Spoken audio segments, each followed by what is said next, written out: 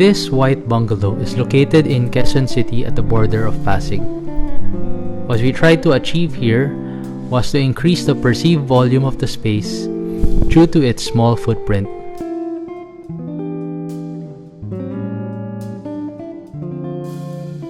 We also wanted to let in more natural light to brighten up the space.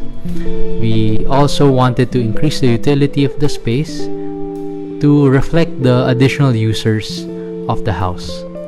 All this we wanted to do on a small budget, so only a renovation was done. The original structure was built in the 80s and it was used for a small family. A project of this size usually takes less than 1 year, but the pandemic extended it. When the house was turned over, it had already looked aged and weathered. Different odd partitions were present, and the light was overshadowed by this green fiberglass canopy that encapsulated the house. The kitchen was quite cramped and did not offer the space for modern amenities. The living room and the dining area also felt a little bit dusty. The bedrooms had small openings, small windows, and were quite dimly lit. The original layout only had one toilet and bath, a powder room, and 3 small bedrooms. During our study, we marked the red areas up for demolition. Most of them were on the right side to open up for new spaces. The new layout now had additional 3 toilet and bath, a driver's quarters, a maid's quarters, and an expanded bedroom.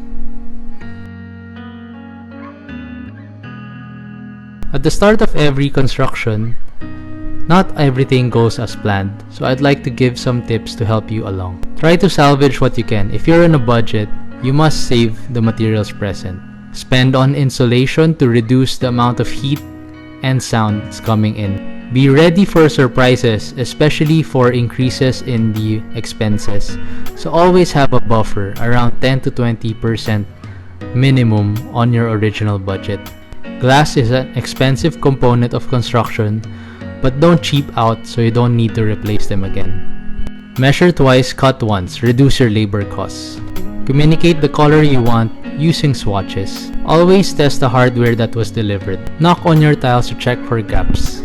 Don't go for the lowest bidder and use tested suppliers. Always test the switches and also the sockets. For complicated ceilings, check that connections are accurate. And finally, always document the whole process.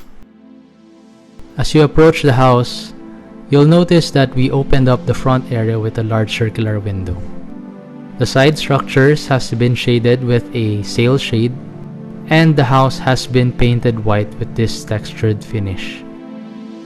In the outdoor kitchen, a white acrylic roof covers the area, and stainless steel counters were used. The tool shed was brought down to extend the room and also connect a laundry area. We used a white quartz countertop to make it look clean, and also it is a very durable material. Since the family enjoys cooking, a lot of effort was put in to have a lot of storage, an oven, a dishwasher, and even a coffee nook. A single corridor leads to the 3 bedrooms. Each room had their ceilings raised up. The windows were replaced with bigger, modern aluminum windows. And while the interventions was simple, it allowed us to create shared access to the CR through individual barn doors on each side. We chose a bunk bed to allow for more space on the floor.